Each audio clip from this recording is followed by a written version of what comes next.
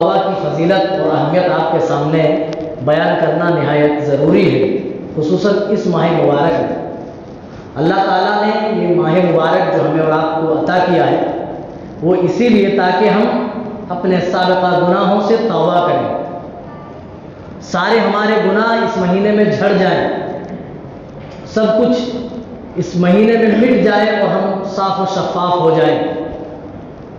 اللہ کے رسول صلی اللہ علیہ وسلم نے اس مہینے کی فضیلت سے متعلق جب بات کہی تو اس میں ایک لفظ ایڈ کیا، آپ اس لفظ پر غور کیجیے، من حرم خیرہا فقد حرم، جو اس کی خیر و بھلائی سے محروم رہا وہ اصل محروم ہے۔ خیر و بھلائی کیا ہے؟ اس میں بہت ساری خیر و بھلائیاں ہیں، تمام عبادتیں اس کے اندر جمع ہوتی ہیں اور ایک طرح کا عبادتوں کا ایک موسم بن جاتا ہے، تو اس کی خیر و بھلائی سے وہ محروم ہوگا جو خصوصاً توبہ و استغفار سے محروم ہو جائے گا۔ حاکم کی صحیح روایت ہے، حضرت کعب بن عجرہ رضی اللہ تعالیٰ عنہ حدیث بیان فرماتے ہیں، یہ حدیث رمضان کے بیان یا پھر روزوں کے بیان میں گزر چکی ہے۔ کہتے ہیں رسول صلی اللہ علیہ وسلم نے ہمیں ممبر لانے کا حکم دیا، ہم ممبر لے آئے، آپ نے پہلی سیڑھی پر قدم رکھا، پھر فرمایا آمین، دوسری پہ رکھا تب بھی فرمایا آمین، تیسری پہ رکھا تب بھی فرمایا آمین۔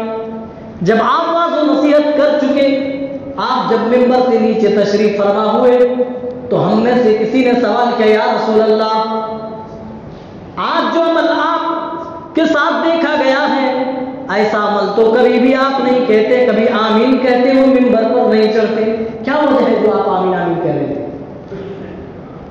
رسول صلی اللہ علیہ وسلم نے ارشاد فرمایا، او میرے صحابہ، جب میں ممبر کی سیڑھی پر قدم رکھ رہا تھا تو حضرت جبرائیل اس وقت دعا کر رہے تھے، جب میں نے پہلی سیڑھی پر قدم رکھا اس وقت حضرت جبرائیل کہہ رہے تھے، اے اللہ، وہ شخص ہلاکت سے دوچار ہو، اس کی ناک خاک آلود ہو، جو ماہ مقدس کو پائے، جو رمضان المبارک کو پائے اور اپنے گناہوں کی مغفرت نہ کرا پائے، جو اپنے گناہوں کی اللہ تعالیٰ سے بخشش نہ مانگ سکے، جو اپنے آپ کو گناہوں سے پاک نہ کر سکے، اس کے لیے خرابی ہو، اس کی ناک خاک آلود ہو۔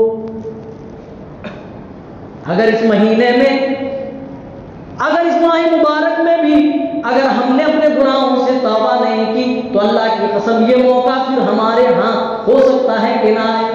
اتنا بڑا اللہ تعالیٰ نے ہمیں چانس دیا ہے، اتنا بڑا موقع دیا ہے، ہم اس کو غنیمت جانتے ہوئے ہم اللہ کے حضور توبہ کریں، زیادہ سے زیادہ توبہ کریں۔ رسول صلی اللہ علیہ وسلم معصوم تھے، گناہوں سے پاک تھے، آپ سے کوئی غلطی بھی ہو جائے تو حضرت جبرائیل کے ذریعے اللہ تعالیٰ رہنمائی فرما دے، قد غفر له ما تقدم من ذنبه وما تأخر۔ ہم تمام امت مسلمہ کا متفقہ فیصلہ اس رسول کے بارے میں ہے کہ اللہ کے رسول صلی اللہ علیہ وسلم کے اگلے پچھلے سارے گناہ معاف کر دیے، سارے اللہ تعالیٰ نے معاف کر دیے۔ اس کے باوجود آپ اپنے صحابہ کے درمیان کہہ رہے، اے لوگوں، اللہ کی بارگاہ میں تم سب توبہ کرو، کیونکہ میں دن میں 100 مرتبہ اللہ کی بارگاہ میں توبہ کرتا ہوں، جن سے کوئی خطا نہیں، کوئی غلطی نہیں۔ وہ نبی دن میں کتنی بار توبہ کر رہے ہیں؟ یہ عام دنوں کی بات ہو رہی ہے۔ رمضان میں تو اما عائشہ فرماتی ہے کہ آپ کی سخاوت بڑھ جاتی تھی تمام معاملات میں، دیگر عبادتوں میں بھی، صدقات و خیرات کے معاملے میں بھی آپ کی سخاوت بڑھ جاتی تھی۔ اما عائشہ بیان فرماتی ہے کہ جب اخیر عشرہ داخل ہو جاتا آپ عبادت کے لیے اپنی کمر کس لیا کرتے تھے، یعنی بڑی ہی مستعدی کے ساتھ عبادت کے لیے، اللہ کے لیے سارا وقت لگانے کو تیار ہو جاتے تھے۔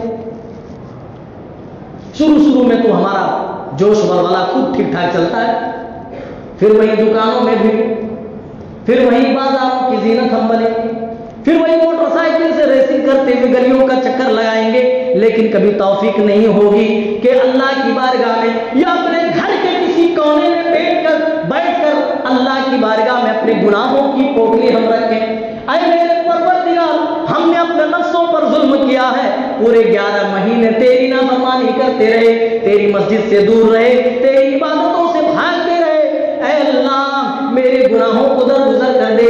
میں وعدہ کرتا ہوں اس بار میں سدھر جاؤں گا. میں وعدہ کرتا ہوں اے اللہ اس بار میں اپنی زندگی چینج کر لوں گا. ہم میں سے کتنوں کو اللہ تعالیٰ نے اب تک یہ توفیق دی ہے؟ خود اپنے دل و دماغ سے پوچھیں. اکثر لوگوں نے تو سوچا بھی نہیں ہوگا کہ ہمیں توبہ بھی کرنا ہے. ان کو گھومنا ہے اور الگ الگ دکانوں کو چٹکارے لے رہے ہیں. میرے بھائیوں رمضان اس لیے نہیں آیا. رمضان المبارک کا مقدس مہینہ اللہ تعالیٰ نے اسی لیے بھیجا ہے تاکہ تم اپنے گناہوں سے پاک و صاف ہو جاؤ.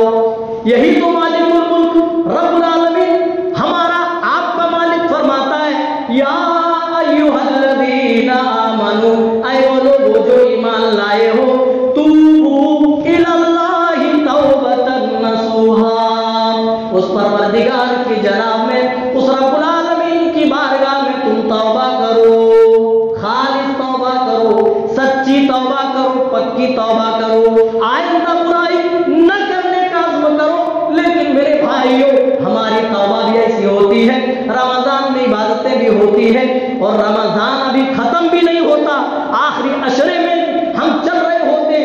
کئی نوجوانوں کے بارے میں ایسا سننے کو ملا، معتبر اور معظم لوگوں کے ذریعے سے یہ خبر ملی کہ نوجوان اسی مبارک مہینے میں فلموں کی ٹکٹیں بھی بک کر لیتے ہیں. اور میرے بھائیوں اس قوم پر اللہ کیسے رحم کر سکتا ہے؟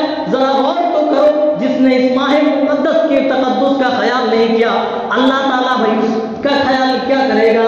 اللہ تو تمہیں دعوت دیتا ہے تم اپنی برائیاں چھوڑ دو، تمہارے گناہ کے کام جتنے ہیں تم اس سے باز آ جاؤ. خود رمضان کی ابتدا میں ہی آواز لگا دیا جاتا ہے یا باغی الخیر اقبل، اے نیکیوں کے طلبگارو آؤ آؤ نیکیوں میں جلدی کرو. یا باغی الشر اقصر، اے گناہگار لوگو، اے اس مہینے میں بھی نافرمانیاں کرنے والوں رک جاؤ، تو زناکاری سے باز آ جا، تو گناہوں سے باز آ جا، فلمیں اور غلط چیزیں دیکھنے سے باز آ جا.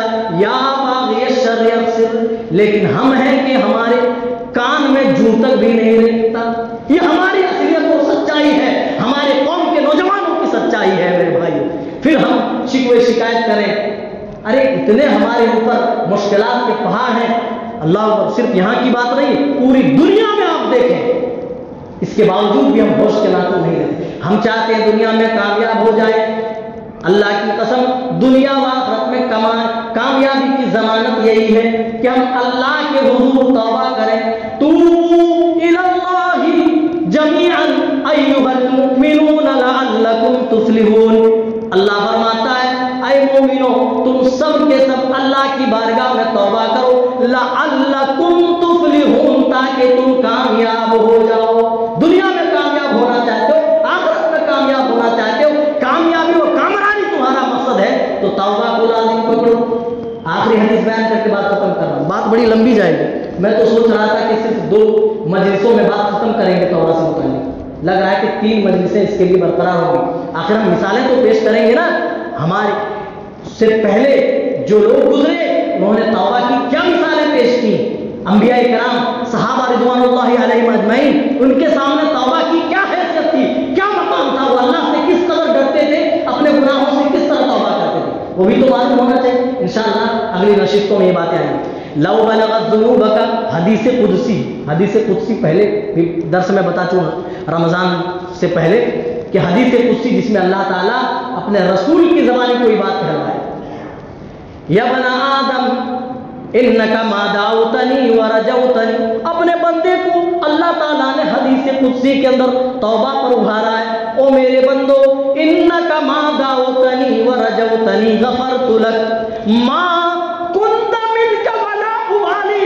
او میرے بندو جب تک تم مجھے پکارتے رکھو گے، مجھ سے امیدیں وابستہ رکھو گے، ما کنت منک ولا ابالی غفرت لک کی بات فرمایا میں تمہاری گناہوں کی پرواہ بھی نہیں کروں گا، غفرت لک میں تمہارے گناہوں کو درگزر کر دوں گا. اگر تم میری بارگاہ میں سچی توبہ کرو، رو گڑ گڑا اس ماہ مقدس میں اللہ فرماتا ہے او ابن آدم کے بیٹو غفرت لک، ہم تمہارے گناہوں کو درگزر کر دیں گے. ما کان منک ولا ابالی، ہم یہ نہیں دیکھیں گے کہ تمہارے گناہ کتنے زیادہ ہیں، تم گرچہ بہت زیادہ گناہ لے کر کے آ جاؤ، تمہارے گناہوں کی کوئی پرواہ نہیں. لو بلغت ذنوبک عنان السما، اگرچہ تمہارے گناہ آسمان کے لو کو ٹچ کر جائے، او بقراب الارض خطایا، او میرے بندو یا تم زمین بھر کر کے خطائیں گناہ میرے پاس لے آؤ، ثم لقیتنی، پھر قیامت کے دن تم اس حال میں مجھ سے ملاقات کرو، لا تشرک بی شیئا لاتیتک بقرابہا مغفرہ، اے میرے بندے، اے آدم کے بیٹو، میں اتنی ہی زیادہ مغفرت لے کر تیرے پاس آؤں گا۔ اگر تو نے میری توحید میں کسی کو شریک و ساجی نہیں بنایا تو میں اتنی ہی زیادہ مغفرت لے کر کے آؤں گا۔ ہمارا آپ کا پروردگار تو ہمیں توبہ پر ابھارتا ہے۔